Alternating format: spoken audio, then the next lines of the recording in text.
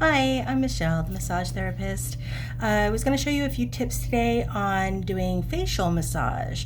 I know we've all gotten used to not touching our faces while we're in public, but when you're home, hopefully everything in your home has been cleaned and is safe. So you've washed maybe your whole body, you've washed your hands, you've washed your face, and you've come home and you're now safe to touch your face. So there's a few things. We've got muscles.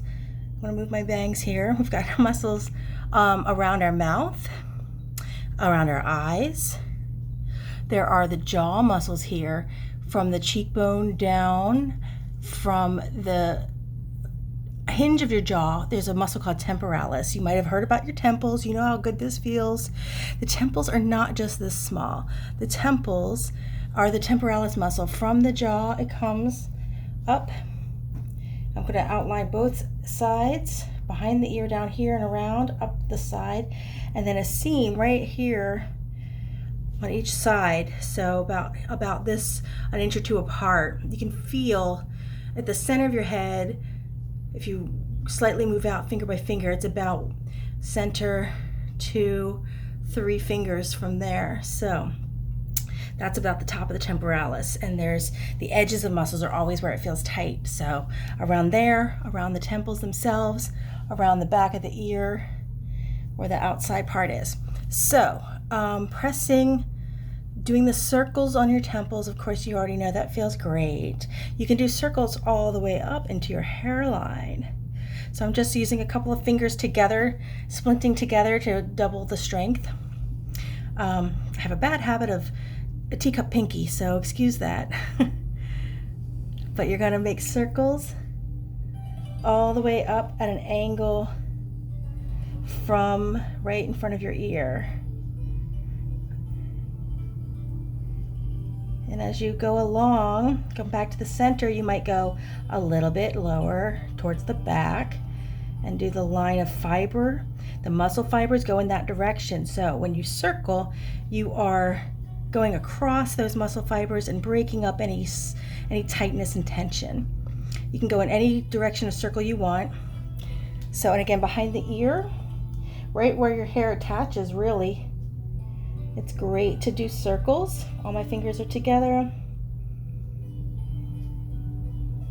And I'm moving slightly up from that bottom hairline along the ridge there of the skull.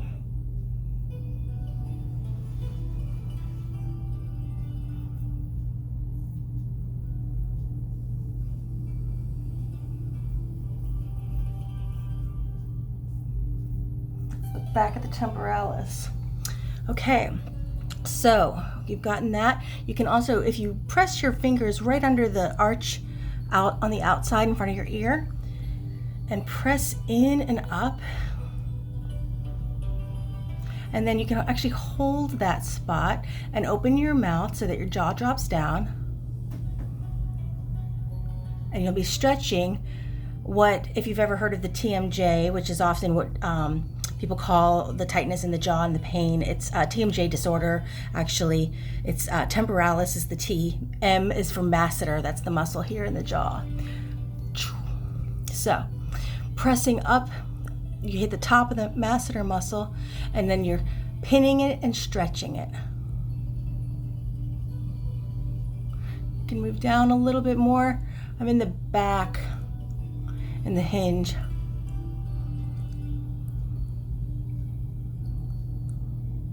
And just play around with that. You know, move your fingers around as you slowly open. Try a couple of different positions. That one's no good. See, watch. It kicks me off because I'm too far onto the joint where it moves. But you can also use your thumbs. And again, I'm lined up my thumbs with my wrists, so my elbows are sticking out to the side like this, so that I'm not just bending the thumb. And just pressing in underneath that cheekbone. And I'm moving my way back into that spot of that temporalis. Okay, and you can make circles Circles are always great.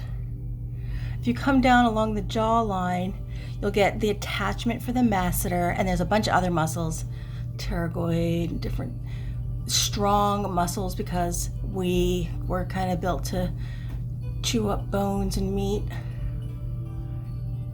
Not that all of us do anymore. So I'm just making circles along the jawline. You can do one at a time or both at the same time. So I'm just pressing in right above the edge and pulling up and in. And these little circles or C's help loosen up the attachment and the knots and the tension there. Now if you come from the lips right down here, as if you had marionette lines, right here are actually a couple of pressure points for sinus. So you can sometimes press in here and do circles right there. Other sinus points, the main one is right here in the inside of your eyebrows. So you can use your thumbs or your fingertips. I like to just press right inside the bridge of the nose, underneath the beginning at the eyebrow, and then you can slowly, pressing up and in, slide out along your eyebrow and coming into the temple, make a circle. And again, pressing up, sliding along the eyebrow. So you're lifting the hair of your eyebrow a little bit and the skin so that you're on top of that arch. You're not in the pocket, but you're above it.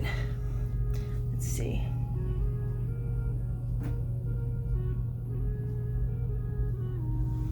Okay.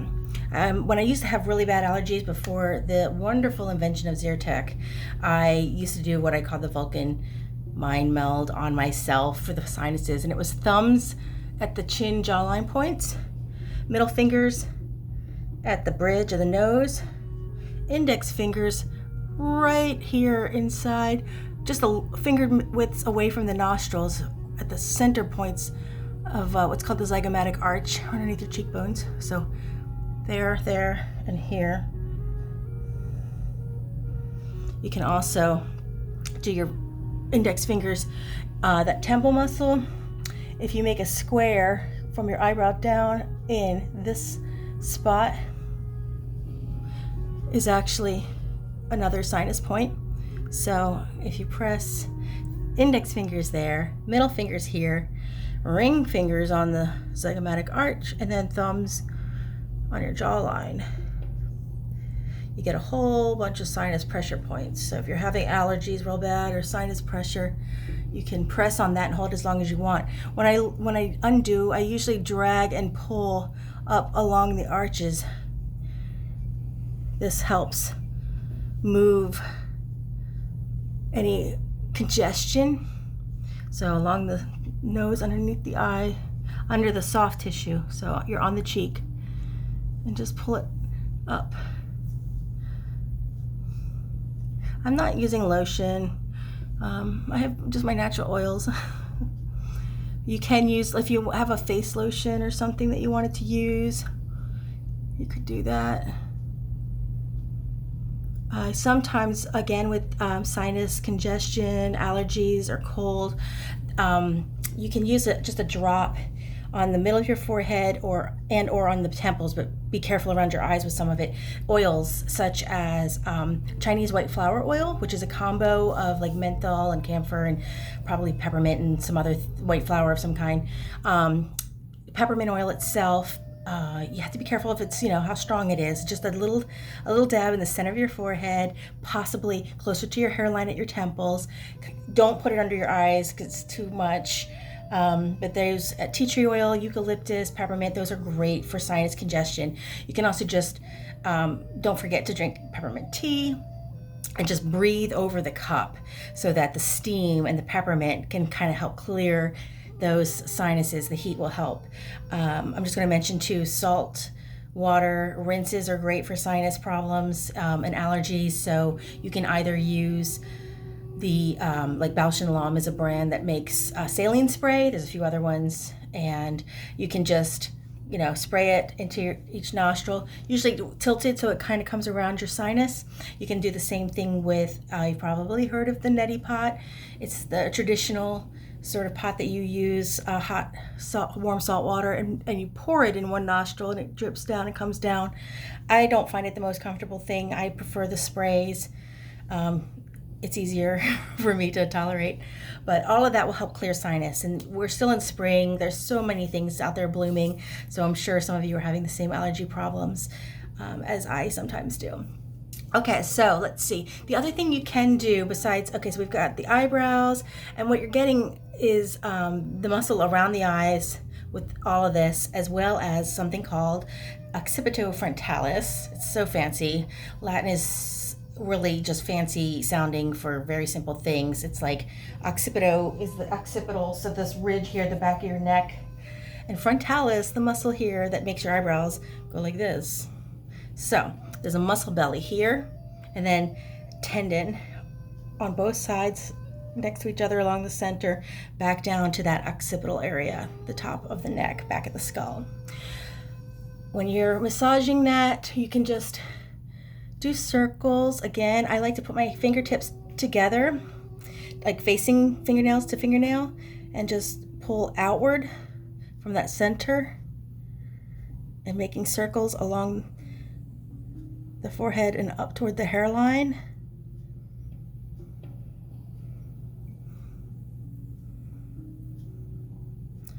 And up toward the hairline.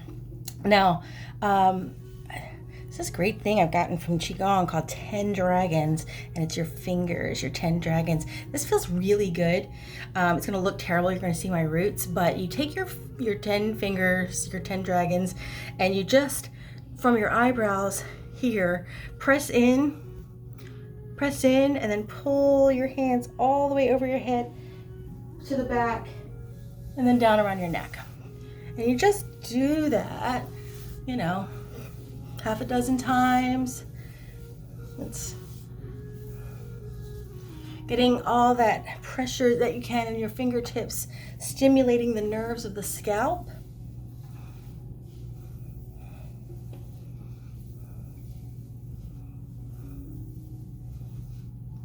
Back along the sides. And then relax. And then because your arms are bent and we're pressing, just shake out your arms a little bit. I'm just letting my arms swing from the shoulders, front and back, letting the weight of my arms straighten out a bit. Okay, so that will help stimulate the nerves of your scalp and help release also the tightness that you get in that temporal muscle and all of the other tissue that holds across the skull. There's not a lot of muscle layer. It's very close skin, fascia with the nerves, and then the skull and the brain. So anything you can do to sort of pull, if you run your fingers, if you have hair, if you have the hair, run your fingers through and pull. You can grab a hold and just pull up and wiggle a little side to side and back and forth. I have a friend that likes to call this loosening the wig. Just letting the hair work like a handle to kind of pull that skin and top layer of tight muscle off of the skull a little bit. If you don't, you can just kind of pinch the skin. If you don't have the hair, you can pinch the skin along the scalp. I'm not on my scalp, obviously, because you can't see it through the hair, but just sort of pinch it together and pull, almost like plucking a bit of the skin of the scalp. So I'm plucking. Okay, so we've done all of this. If you're still having muscle tightness in the jaw, you can actually just go ahead and go inside your mouth. Some of you might have been to see me and had this done. So I'm going to start with my thumb, opposite side. So right side of my face and the left thumb. I'm going to go in and I'm going to press to a spot here. And you'll feel sort of a strong strip. There's soft cheek, and then there's a strong strip of muscle right there. And I'm just gonna press into it. So I'm going this direction, and you can hang out on a spot. And then I'm going to slowly roll my thumb up so that I'm pressing up between the skin and the gum line up there, but there's that muscle still, following that muscle up.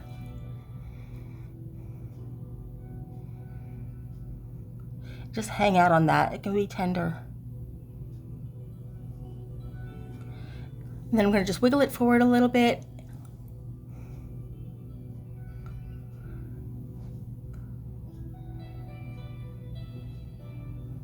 Just getting along inside the muscle ridge of that.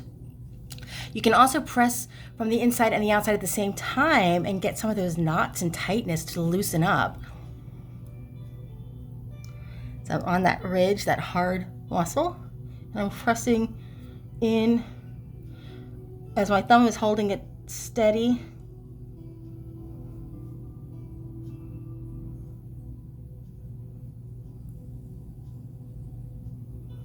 Okay, so when you're done, just let your hands draw the nerve up. I showed you some of the neck stuff in another video, so you can watch and add that in as you're doing this if you like. You can also just sort of press up underneath. Again, I've got my hands back to back, under the chin, and then I'm going out away from each other along the jawline, carefully and slowly.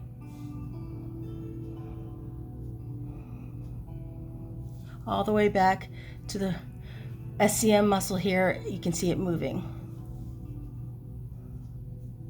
And I'm just pressing back. I'm not pressing in on my neck. I'm pressing back.